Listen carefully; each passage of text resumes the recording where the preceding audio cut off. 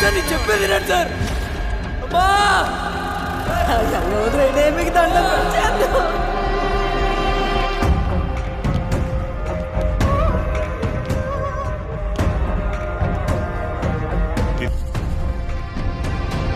Procuration of a minor girl.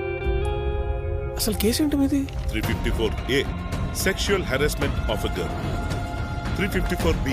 Criminal force against a girl. 354C. Voyeurism.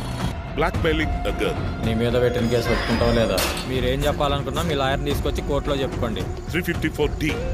Stalking a girl. వాళ్ళని రేపు evening రమ్మను, ఈ లోపు చదువుతాం. కానీ మండేనే ఫైనల్ జడ్జ్మెంట్ అంట sir. And Section 11 and 12 of POCSO Act.